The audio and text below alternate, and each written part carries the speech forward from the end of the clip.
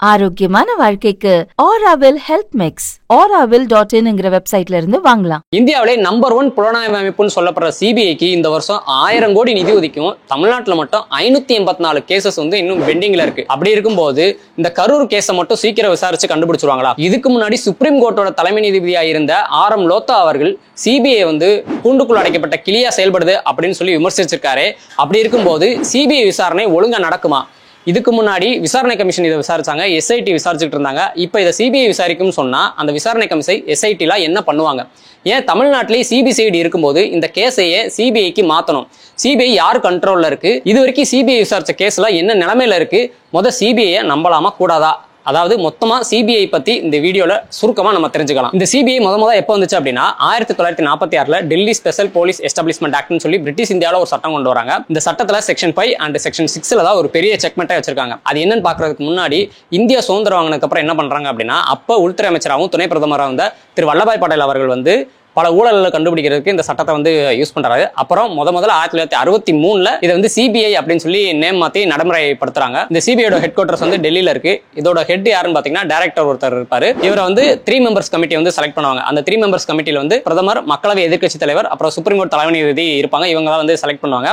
இவரோட அந்த டைரக்டரோட பதவிக்காலம் பார்த்தீங்கன்னா 2 வருஷம். ஆனால் தேவைப்பட்டா இவரோட பதவிக்காலத்தை வந்து நீட்டிச்சுக்கலாம். PM தலைமையில் இருக்கிற செலெக்ஷன் கமிட்டி வந்து தேவைப்பட்டா இவரோட பதவிக்காலத்தை நீட்டிப்பாங்க. அதிகபட்சம் 3 வருஷம் வரைக்கும் நீட்டிச்சுக்கலாம். அப்படித்தான் இப்போ சிபிஐயோட டைரக்டரா இருக்கிற பிரவீன் சூட்டோட அவர்களோட பதவிக்காலம் மே 2025 முடிஞ்சிருச்சு. அவரோட பதவிக்காலத்தை எக்ஸ்ட்ரா 1 வருஷம் வந்து நீட்டிச்சிருக்காங்க. இந்த சிபிஐயோட டைரக்டர் நினைச்சாருன்னா மற்ற டைரக்டர், அவர் கீழே இருக்கிற மற்ற டைரக்டர் ஆஃபீஸர்ஸ் எல்லாத்தையும் ஸ்டேட் விட்டு ஸ்டேட் வந்து டிரான்ஸ்ஃபர் பண்ணிக்க முடியும். தமிழ்நாடு போலீஸ் மாதிரியே சிபிஐலையும் சில பிரிவுகள்லாம் இருக்கு. அதுல எந்த பிரிவு இந்த கரூர் கேஸை விசாரிப்பாங்க அப்படின்னா, சிபிஐல மொத்தம் 5 யூனிட் இருக்கு.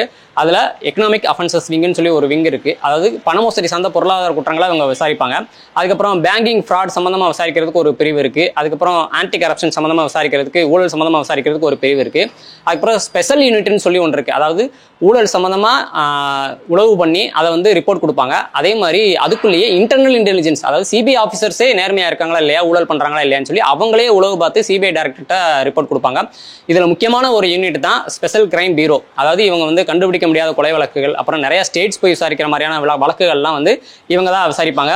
மேபி இந்த கரூர் கேஸையும் சிபிஐக்குள்ள இருக்கிற இந்த ஸ்பெஷல் கிரைம் பியூரோ இவங்க தான் விசாரிக்கலாம். இந்த கேஸ்ல என்னதான் சிபிஐ விசாரணை பண்ண வந்தாலும் அங்கதான் ஒரு செக்மெண்ட் இருக்குன்னு சொன்னோம்ல, அது என்னன்னா Delhi special police establishment act section 5 and 6ல என்ன சொல்லியிருக்காங்கன்னா, செக்ஷன் 5ல வந்து இப்போ ஒரு யூனியன் பிரதேசங்கள்லாம் இருக்கு அப்படின்னா அங்க போய் சிபிஐ விசாரணை பண்றதுக்கு எந்த ஒரு தடையும் இல்லை.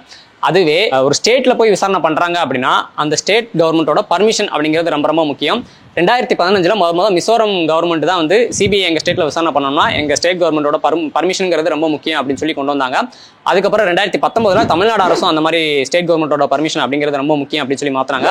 இந்த மாதிரி இந்தியாவில் 10 மாநிலங்கள்ல ஒரு சிபிஐ விசாரணை பண்ணோம்னா அந்த ஸ்டேட் கவர்மெண்டோட பர்மிஷன் கண்டிப்பான முறையில் வாங்கணும், அப்பதான் விசாரணை பண்ண முடியும் அப்படின்னு இருக்கு. அப்படி இருக்கும்போது இப்போ இந்த கரூர் கேஸை சிபிஐ விசாரணை பண்ண தமிழ்நாட்டுக்கு வர்றாங்க அப்படின்னா ஸ்டேட் கவர்மெண்ட் கண்டிப்பா பர்மிஷன் தர மாட்டாங்க. அப்ப விசாரணை பண்ண முடியாதே அப்படிங்கிற ஒரு கேள்வி உங்களுக்கு வரலாம். ஆனா இந்த கண்டிஷன் வந்து சென்ட்ரல் கவர்மெண்ட்டை சிபிஐ டைரக்டா அப்பாயின்மெண்ட் பண்ணி இந்த கேஸை நீங்க விசாரிக்கணும்னு சொல்லி சொன்னாலோ, இல்ல ஸ்டேட் கவர்மெண்ட் வந்து ரெக்வஸ்ட் பண்ணி சிபிஐ இதை விசாரிக்கணும்னு சொல்லி கேட்டு சென்ட்ரல் கவர்மெண்ட் அப்ரூவலோட சிபிஐ உள்ள வந்தாலோ, அந்த மாதிரி சமயங்கள்ல மட்டும்தான் ஸ்டேட் கவர்மெண்டோட பர்மிஷன்ங்கிறது ரொம்ப முக்கியம்.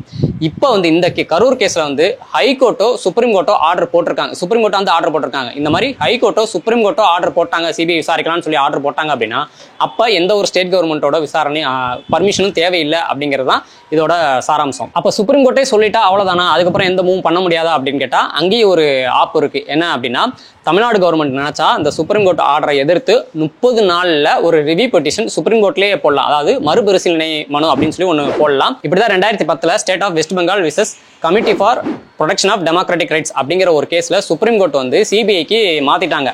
ஆனா 2011 வெஸ்ட் பெங்கால் கவர்மெண்ட் வந்து அதை வந்து ரிவ்யூ பெட்டிஷனா போறாங்க, மறுபரிசீலனை பண்ணுங்கன்னு சொல்லி ஒரு பெட்டிஷன் போடுறாங்க. அதை வந்து அதே பெஞ்ச் ரிவ்யூ பெட்டிஷன் அதே பெஞ்சை விசாரிப்பாங்க. ஸோ அதை வந்து டிஸ்மிஸ் பண்ணிட்டாங்க. இப்படி நிறைய கேஸ்ல அந்தந்த ஸ்டேட் கவர்மெண்ட் வந்து ரிவ்யூ பெட்டிஷன் போட்டிருக்காங்க. அது மேக்ஸிமம் டிஸ்மிஸ் ஆக தான் செஞ்சிருக்கு.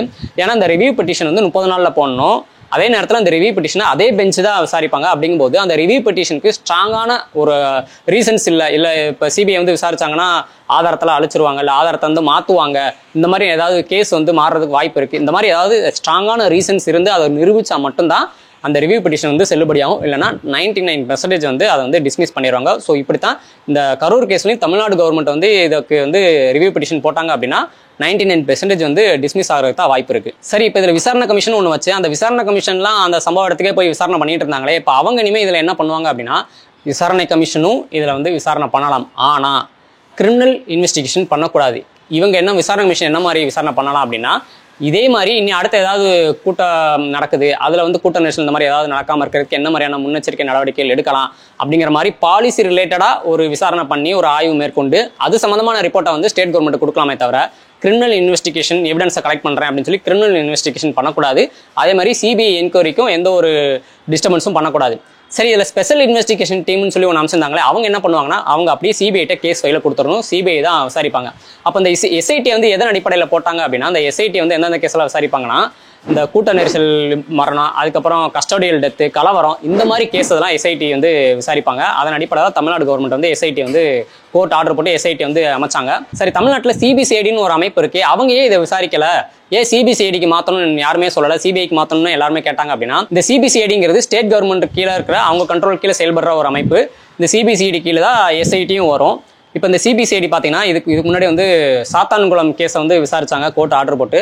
அதுக்கப்புறம் அது வந்து சிபிஐ கைக்கு மாறுச்சு. இப்போ அந்த கேஸில் வந்து ஃபைனல் ரிப்போர்ட் வந்து சிபிஐ சப்மிட் பண்ணியிருக்காங்க. இதுக்கு முன்னாடி சிபிசிஐடியில் ரீசெண்டாக எந்த கேஸ்லாம் எடுத்து விசாரிச்சாங்க அப்படின்னா, கள்ளக்குறிச்சி கள்ளச்சாராய மரண வழக்கு, கள்ளக்குறிச்சி பள்ளி மாணவி மரண வழக்கு, இந்த மாதிரி சில கேசஸ்லாம் சிபிசிஐடியா ஸ்டேட் கவர்மெண்ட் அப்பாயின்மெண்ட் பண்ணி விசாரிச்சாங்க.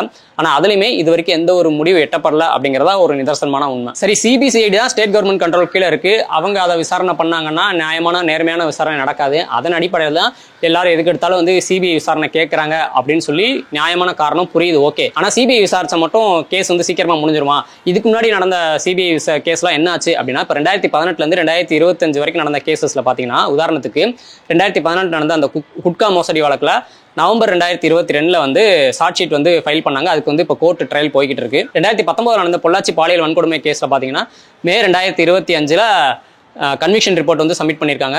2020 நடந்த சாத்தான்குளம் கஸ்டடியல் டெத் கேஸ்ல பாத்தீங்கன்னா இன்வெஸ்டிகேஷன் கோர்ட் ட்ரையல் போய்கிட்டு இருக்கு. அப்புறம் 2025 நடந்த திருப்போணம் அஜித்குமார் கஸ்டடியல் டெத் கேஸ்ல வந்து இன்வெஸ்டிகேஷன் போய்கிட்டு இருக்கு. இப்படி 2018 இருந்து 2025 வரைக்கும் நடந்த கேஸ்ல சிபிஐ எடுத்துக்கிட்ட கேஸ்ல இன்னும் எந்த கேஸ்லயும் வந்து பெரிதா எந்த ஒரு முடிவும் வரல, கோர்ட் தீர்ப்பு வரல அப்படிங்கறதா உண்மை. சோ ஸ்டேட் கவர்மெண்ட் கீழே இருக்கிற சிபிசிஐடி விசாரிச்சா நியாயமான விசாரணை, நேர்மையான விசாரணை நடக்காது அப்படின்னு சொல்லி எல்லாருமே சிபிஐ விசாரணை கேட்கிறோம்.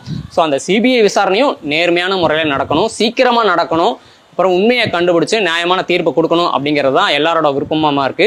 இந்த கேஸ்ல சிபிஐ என்ன மாதிரியான விசாரணை பண்ண போறாங்க, எவ்வளவு சீக்கிரம் அந்த கேஸை முடிக்க போறாங்க, என்ன மாதிரியான தீர்ப்பு வரப்போகுது அப்படிங்கிறத நம்ம பொறுத்து தான் பார்க்கணும். ஸோ இவ்வளவு நேரம் சிபிஐ பத்தி நாங்கள் சொன்ன விஷயங்கள்லாம் எப்படி இருந்துச்சு, மேற்கொண்டு நாங்கள் சிபிஐ பத்தி ஏதாவது சொல்லாம விட்டுருந்தோம்னா அதை மறக்காம கமெண்ட்ல சொல்லுங்க. இந்த சிபிஐ விசாரணை எப்படி நடக்கும்னு நீங்க நினைக்கிறீங்க அப்படிங்கிறதையும் மறக்காம கமெண்ட்ல சொல்லுங்க. அவர் யார் தெரியுமா? இந்த நாட்டுல எந்த இடத்துலயும் நுழையறதுக்கு அவங்களுக்கு பவர் இருக்கு.